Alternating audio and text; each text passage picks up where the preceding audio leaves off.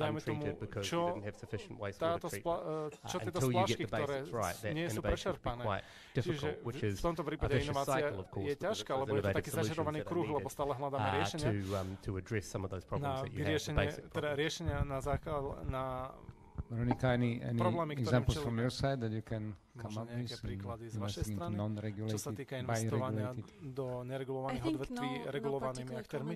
Nemám možno na toto nič konkrétne, ale z nášho uhla pohľadu, pokým to zodpovedá právnemu rámcu a je to povolené, tak nemáme s tým žiadne problémy. Ale výzva a problém, ktoré čelíme, je neustále menenie sa regulácií.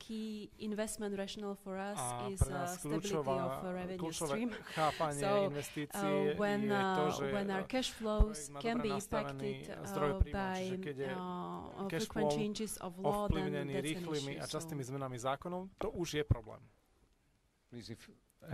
A prosím, ak máte niekto otázky, tak nech sa páči, pokojne ich položte. Poviem to po slovensky, lebo nebudem sa tváriť, že viem dobre anglicky.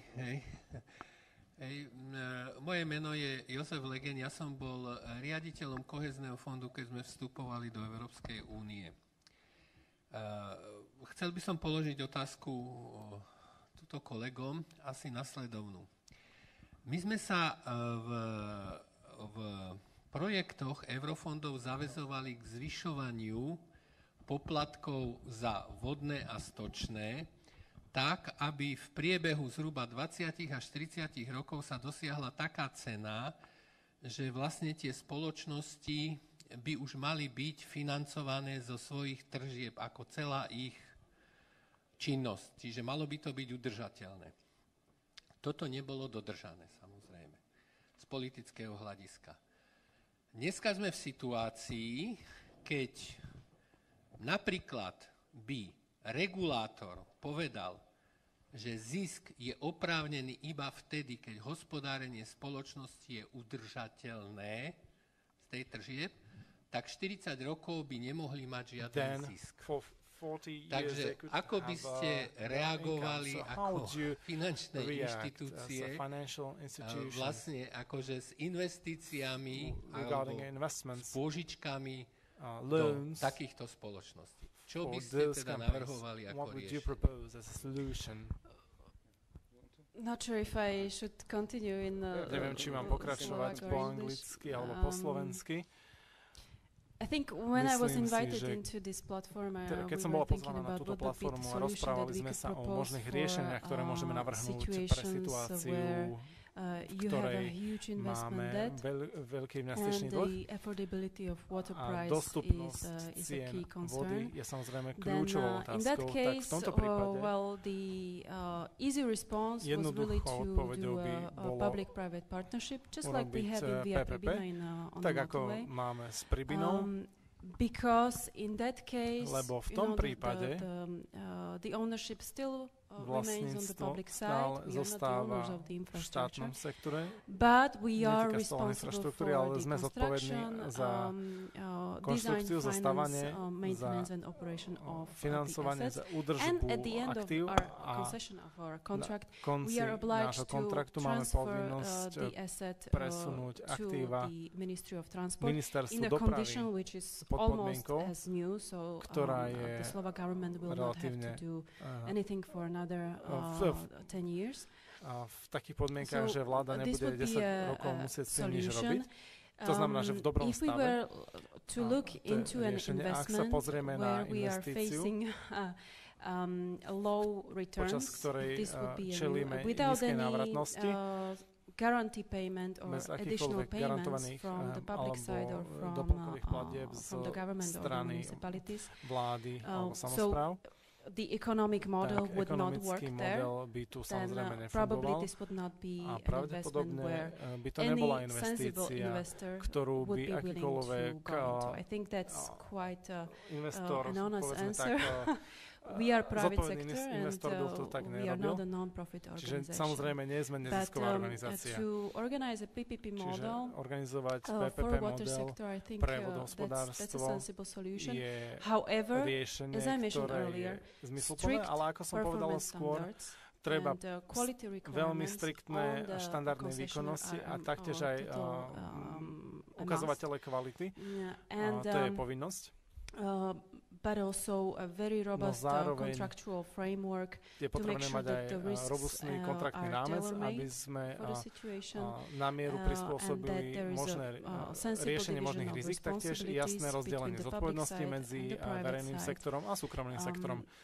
Maybe one other aspect that we did not still mention, jedným z aspektov, ktorých sme zatiaľ nespomenuli a rada by som sa im venovala, a týka sa to komentára o slovenskej sporiteľni. A je to to, že aj v týchto projektoch môžeme prilákavať dlhodobé financovanie, dajme tomu z Európskej investičnej banky alebo iných inštitúcií, lebo sa dokážu nastaviť ako projekt, nie ako korporátny. To znamená, že môžeme získavať peniaze tomu na dobu 20-25 rokov, čo do značnej miery znižuje finančné prostriedky potrebné na amortizáciu infraštruktúry. Just for Josh Sean, so basically the question was, but it was answered by Veronica, but the question was because 20-30 years ago, as was mentioned, there was a strategy prepared and presented to the European Union, where Slovakia would, through the regulations, would assure that within that period of time, the water management companies would basically be able to self-finance themselves. But this is not the situation. Po istej dobe môžu financovať samostatne, ale nebolo to možné kvôli politickým alebo iným zmenám. Toto sme nedosiahli a teraz tieto spoločnosti zisk generovať nedokážu a to znamená, že musia byť financované. PPP example or model could be part of the solution, môže to byť súčasťou riešenia, možno nie všetky infraštruktúry rovnako ako v doprave. Nedá sa každá cesta spraviť ako PPP, ale niektoré, dajme tomu, časti vodárenskej infraštruktúry, áno, môžu byť nastavené, že sa budú využívať v nich PPP projekty. To je už potom na vláde, aby sa rozhodla. Máte možno, dajme tomu, Sean alebo John, nejaké myšlienky alebo príklady takéto praxe? Anyone who's been to London the past maybe 5-10 years would have seen každý, kto bol v Londýne posledných 5 alebo 6 rokov, tak určite videl také veľké žeriavy. Máme tam taký projekt. Je to v podstate stavba veľkej kanalizácie, ktorá bude stať okolo 6 miliárd libier. And that is a PPP essentially, in that the incumbent water company, Thames Water, could not afford to finance it themselves, so it was carved out of their kind of project mix. Takže je to taký projektový mix a je tam súkromné konzorcium.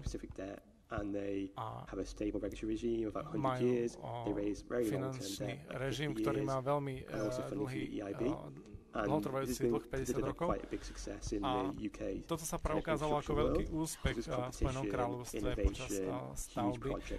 Využívali sa, dajme tomu, možnosti na infraštruktúru a vidíme, že toto sa dá aplikovať vo veľkých projektoch. A teraz náš OFAD, čiže ekvivalent URSO, sa snaží štartovať podobné projekty pre infraštruktúru s verejným kapitálom a dajme tomu, ak takéto projekty dokážu získať súkromné financovanie. A myslím si, že toto je veľmi zdravé aj pre vlády a taktiež aj pre podniky. Aby sa znížil maybe one question, because this is also mentioned in Slido. The question is about issuing bonds as a form of financing, which was the first time applied in Slovakia by the Eastern Slovak water management company. Is this something that is rare? Je to niečo, čo je, dajme tomu, vo svete vzácne, alebo je to normálne, abnormálne? Ako to vidíte? Obviously, I'm used to the UK where it's a privately owned kind of company, so it's normal maybe to see bonds being issued. I think, so obviously the bonds are a kind of pros and cons. So one is, a pro that's often missed is that it kind of helps to enforce good behaviours on the management company, because you've got to meet interest payments every month. Obviously, that relies on having enough revenues initially set that you can actually earn a profit and pay your debt holders. So that's kind of maybe point one. There is a flip side that if you set too loose regulation or set profit set too high, they might overextend themselves with leverage, and we are seeing that currently in the UK with certain water companies. Thames Water is the main example at the minute. that has got about 16 billion pounds of debt currently issued on about 20 billion pound capital base. That's a lot of leverage, and it's currently got operational issues. And how you finance that when you've got a large debt pile, then creates issues and headaches for regulators. So kind of, I think debt is okay, but obviously there might be a limit you want to kind of allow companies to issue. Maybe that's, set based on precedent and what you think is relevant level, maybe based on credit rating agency kind of criteria, but kind of maybe you don't force people to wheel if they are issuing bonds. They are useful for like kind of discipline. Tým pádom môžete vytvárať istú disciplínu, ale musíte zabezpečiť aj to, aby, dajme tomu, spoločnosti nezašli priďaleko. The narrative is a dangerous one with the bonds, whereas with the project-specific debt, as has been mentioned, can be tied publicly and in the minds of political decision makers to a specific piece of infrastructure, which is very clear. And it's amazing on the Ta3 project the extent to which there's been consistent political support for that. Získanie konzistentnej politickej podpory, čiže vždy, dajme tomu, toto vydávanie very musí byť project, jasnou a but zreteľnou there's been voľbou consistent spojenou s political konkrétnym support projektom, throughout, ale je and potrebná that's politická remained podpora stable. na On the zabezpečenie more stability. general debt financing that some of the water companies have got into, it's now a major political point used to attack the current model and indeed private ownership more generally. The way the narrative is being treated, because it's not, because that's more generalised debt rather than project-specific, is the suggestion is that debt has been raised to pay out dividends. And the figures, when they're quoted in media or quoted by opponents of the private sector, are that here's 45 billion of industry debt, and over that same period, the industry has paid out X amount in dividends. So that the narrative of the public narrative is one of irresponsible borrowing in order to fund unrealistic dividend or inappropriate dividend returns. Now that isn't really a fair narrative at all, if you consider it in more detail and look at the actual complexities of what's been done and the different timeframes in which decisions were made. But nonetheless, it's a very, very easy stick with which to beat the private sector and private investors in water companies where those debt levels get up to levels that they're struggling to manage and deal with. Excellent. Veronica, something to add? If I may also to comment on this one, because, well, first of all, in Via Pribina, we are financed by corporate bonds and have a very close interaction with the rating agency. So there is, and with the bondholders, there's a lot of scrutiny in terms of meeting all the renewal programs and technical requirements that are imposed on us. So this is coming not only from the government, but also from the rating agency as well as from the bondholders. So we cannot really do whatever we want.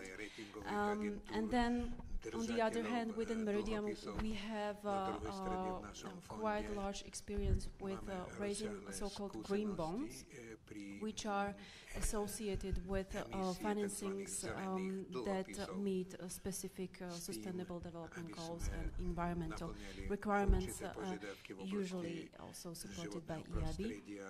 So basically, these projects can be financed by bonds. I think that's the outcome, but you need to make sure that the contractual framework is very well treated, and at the same time, and I think we have only briefly touched the point of environmental and social impacts of the projects, because the type of investors that we are working with are, I know Slovakia is probably not that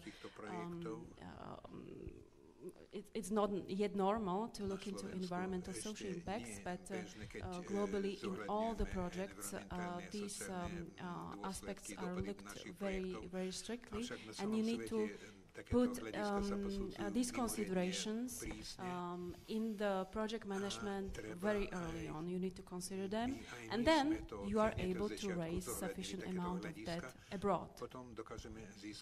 Thank you very much. I'm looking at my watch, and actually we have come to the end of the time allocated to this panel. it looks like based on the international experience, there is no one preferred form of ownership structure for such water management companies. What is important is the regulation and the strategy of the government and political support for that, something which should be long-term and predictable and transparent.